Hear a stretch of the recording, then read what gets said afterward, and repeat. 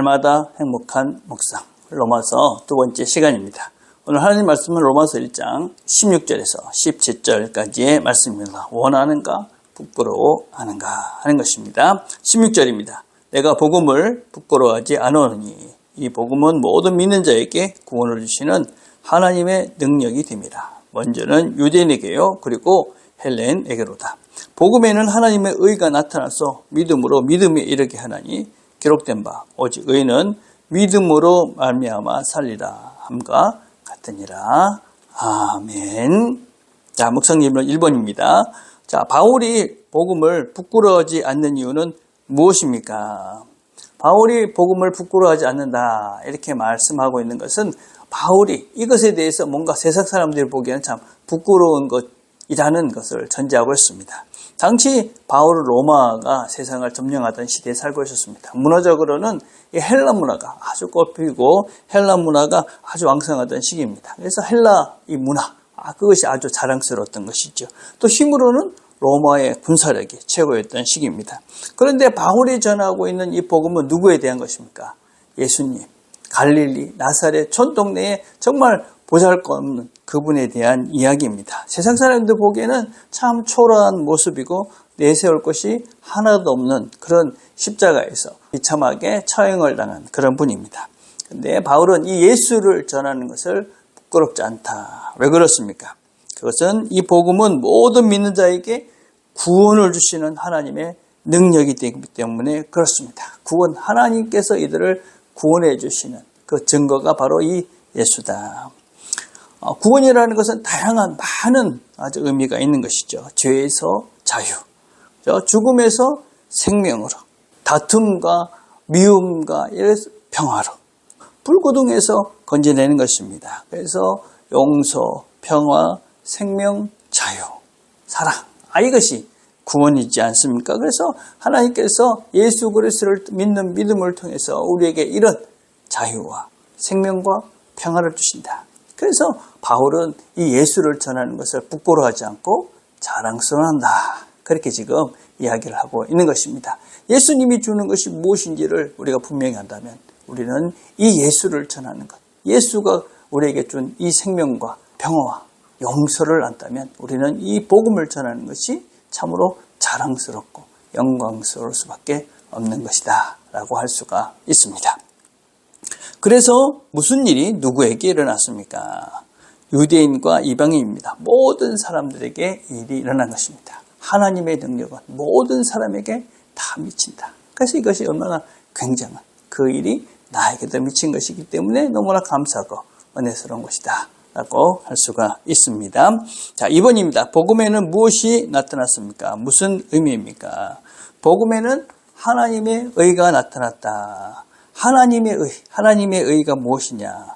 이 하나님의 의라고 우리는 번역했는데 다른 번역서에서는 이 하나님의 의를 하나님과의 올바른 관계다. 그렇게 번역을 하고 있습니다. 그래서 이렇게 번역을 하고 있습니다. 복음은 하나님께서 사람을 당신과 올바른 관계 속에 놓으시는 길을 보여주십니다. 그 길은 바로 하나님을 믿는 것입니다. 그래서 이 하나님을 일하는 것이 무엇이냐? 바로 하나님과의 바른 관계를 이루는 것이 하나님의 의입니다. 그래서 우리는 이 믿음이라는 것이 무엇이냐? 믿음을 통해서 우리가 하나님과 바른 관계를 만들어갈 수가 있는데 믿음은 다른 것이 아니죠. 믿음이란 하나님이 하신다. 하나님이 우리를 구원하신다. 하나님이 우리의 삶을 이끌어가신 하나님이 이 모든 것들을 다스린다. 그것이 바로 믿음인 것입니다. 하나님이 우리를 구원하신다. 구원해 가신다. 구원하셨다. 구원하실 것이다. 이 모든 것들이 구원이죠. 그래서 하나님이 하신다. 그게 이제 우리가 믿는 믿음입니다. 그래서 믿음으로 믿음에 이른다. 이거 아주 많은 해석이 있지만 궁극적으로는 하나님께서 시작해서 하나님께서 끝까지 이 우리와 함께하며 이 길을 이끌어 가신다. 그런 의미입니다. 그래서 우리는 이 하나님과 함께 하나님을 믿기 때문에 하나님 하실 것을 믿기 때문에 하나님께 맡기고 하나님과 함께 영원한 이 길을 걸어가는 이 우리의 존재, 그것이 바로 예수를 믿는 예수 안에 하나님의 의로운 관계 속에 들어간 그런 우리의 실제다라고 할 수가 있습니다. 자, 3번입니다. 왜 복음은 용서받는 것 이상의 의미가 있습니까? 용서받는 것 이상이라는 의미는 무엇입니까? 우리는 예수 그리스도를 통해서 우리의 모든 죄가 사해졌다, 용서받았다 하는 것을 압니다. 그 이유가 무엇입니까? 예수님께서 우리의 죄를 다 용서해 주셨습니다. 다 사해 주셨습니다. 그 이유가 무엇입니까? 용서받았으니까 이젠 더 이상 죄의 종으로 살지 말고 자유롭게 풍성한 삶을 살라 하는 것입니다. 더 이상 죄의 종으로 살지 말고 이제는 하나님께서 너에게 주신 그 풍요롭고 넉넉한 자유와 평화의 삶을 살라.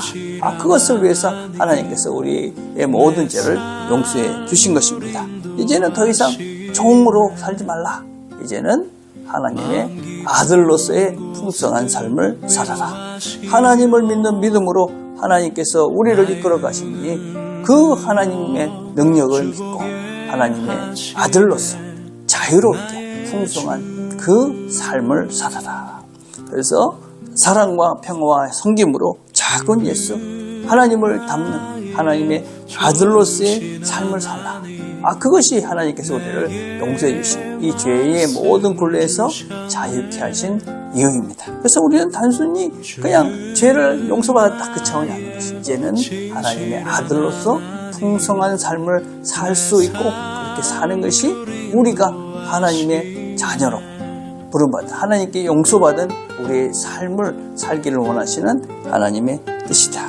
그래서 우리가 하나님의 아들로서의 자부심을 가지고 하나님과 함께 풍성한 삶, 자유와 생명과 평화의 삶을 누려가는 저와 여러분이 되시기를 간절히 바라겠습니다. 그래서 오늘 우리가 함께 드릴 기도는 복음을 바르게 이해하고 감사하며 기쁨이 넘치는 삶을 살 수 있도록 기도했으면 좋겠습니다. 기도하겠습니다. 하나님 감사합니다. 오늘 함께 말씀을 나눴습니다. 하나님께서 우리의 모든 죄를 용서해 주시고 하나님의 자녀 삼아 주셨습니다. 하나님을 믿는 믿음으로 우리와 하나님을 올바른 관계 속에 있게 하시고 우리가 하나님을 알기 때문에 하나님을 닮아가고 하나님의 뜻에 순종합니다. 날마다 우리의 삶 속에서 하나님과 동행하며 하나님을 기쁘시게 하고 하나님께서 원하시는 풍성한 삶을, 자유로운 삶을, 사랑의 삶을, 넉넉한 삶을 살아가는 우리 모두가 되도록 은혜를 베풀어 주시옵소서. 예수님의 이름으로 기도드립니다. 아멘.